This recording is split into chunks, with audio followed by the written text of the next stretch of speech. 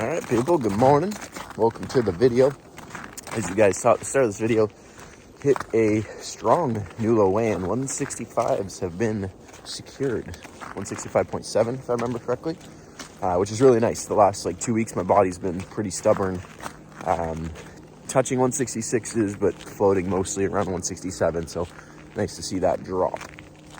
We are getting our morning walk in.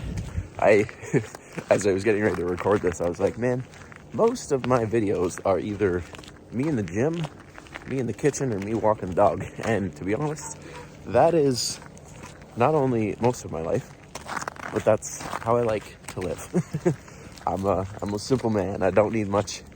I can, if I can just do my family stuff, do my bodybuilding stuff, do my work stuff, and do it how I want to do it, and get my intrinsic value out of those things, fulfillment, I'm happy. I don't need millions and fast cars. That's not who I am. But anyways, today we are Saturday, the 8th of February, so officially 19 weeks out. I think it's 19 from the WMBF for Hercules, and 25, 6-week gap, so 25 out from the natural Canadas. So I feel really good. Very motivated seeing that 165 this morning. So we've got upper body on deck, and I'm going to talk about in that session kind of how I've built my arms up over the last off season. There is noticeable change noticeable change top to bottom, but in my arms especially, there's very much a visual difference in the size and shape of my arms. And it's not surprising considering what I've done to put effort into those. So we're going to talk about that through the workout. So I'm going to enjoy my walk. You know the drill. Drink my pre, and then we'll see you guys in a bit.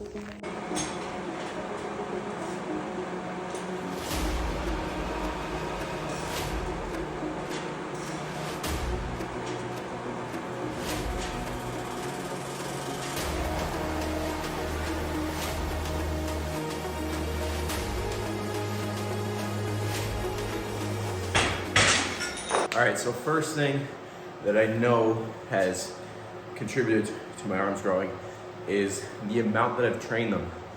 I've done more arm work this off season, so the last couple of years, than I've probably ever done in my lifting career prior to this. And we're talking 12, 13, 14 years. When I, trained prior, I would always do, typically some kind of push-pull legs variation, something to that extent.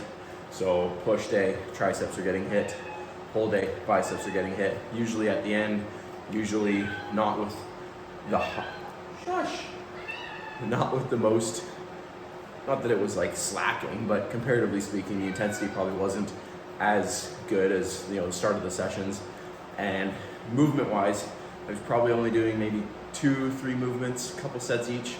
So now, in the last couple years, I've had a full arm day, so one day dedicated to arms. On today's session, upper body, they get hit again, and then sometimes I would do them, sprinkle it in a third day. So arms are getting hit 2 times a week for sure, sometimes 3 times. So the total workload that I've done for my arms in this last off season, and probably in the last year, is like a year or two's culmination of arm training prior in a year, right? So you stretch that out over the last 2 to 3 year off season. I've done a lot more for my arms, just total workload wise. So training volume has definitely played its part.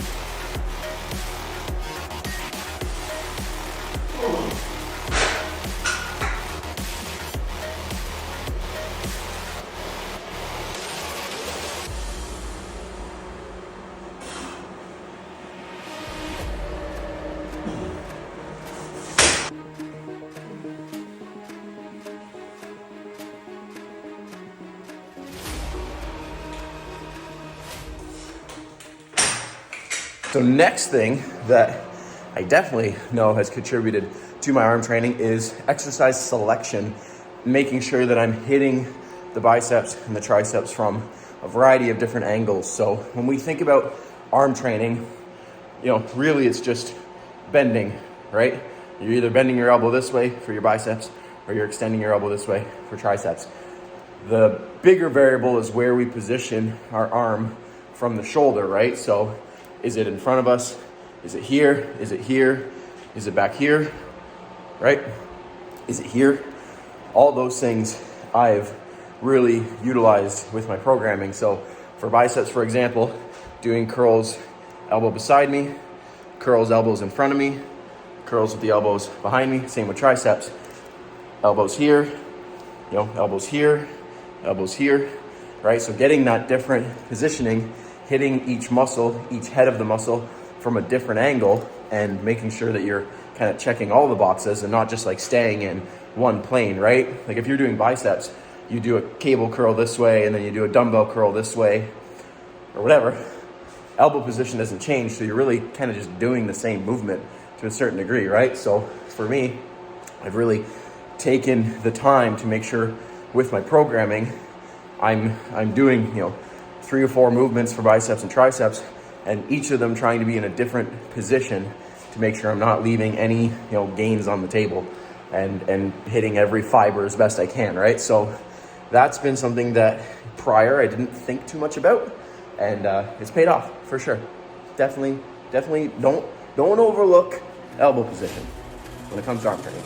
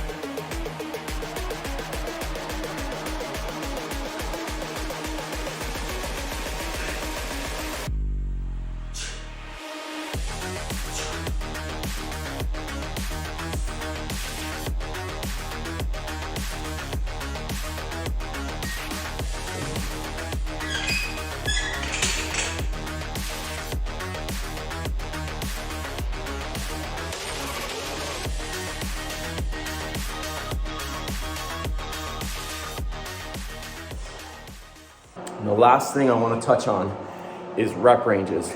I am a big proponent of varied rep ranges within training, especially when it comes to bodybuilding, hypertrophy focused training. Your 5 to 6, your 8 to 10, your 15 to 20, your 30s. I think they all have their use. I think people are way too quick to kind of pigeonhole into like everything's got to be 3 sets of 10. I just think that's a very narrow way of thinking, and if you intend to, broaden your horizons as far as like what could I develop, I think using different rep ranges is only going to support that process, right? So for me, with my arm training, I've taken that into account. Some stuff I'll do heavy, 8 to 10 on press downs, but maybe overhead, I might do like heavy sets or lighter sets of 30, right? So you're taxing the muscle from so many different ranges, and then when we talk about the previous point of different elbow position, you're just really covering so many bases as far as like hitting the muscle from every possible angle with so many different forms of stimulus, whether it's high rep, low rep, moderate rep, whatever the case may be, drop sets, supersets, all that kind of stuff. I've really just dumped into my arm training, kind of taking as many different methods of pushing hypertrophy and thrown it at my arm work, and it's paid off, right? So when you're programming, and this is obviously just speaking specifically for me and my arms, but I've used it across my entire physique, but this off season, arms was an area that I really wanted to kind of hone in on. But if there's weak points to your physique or areas that you really want to focus on bringing up, don't be afraid to like just throw shit at it and see if it sticks, right? Even if it's not the most scientifically backed or there's no research paper behind it, try it, right? I've been now focusing on my arms for the last 2 to 3 years with, you know, the things I've talked about in this video, and it's worked, right? There's things that I've, you know, added in over time and things that I've removed over time, and it's all experimenting. When it comes to physique development, everybody's different. Everybody's body is going to respond to different things, and, you know, don't be afraid to try.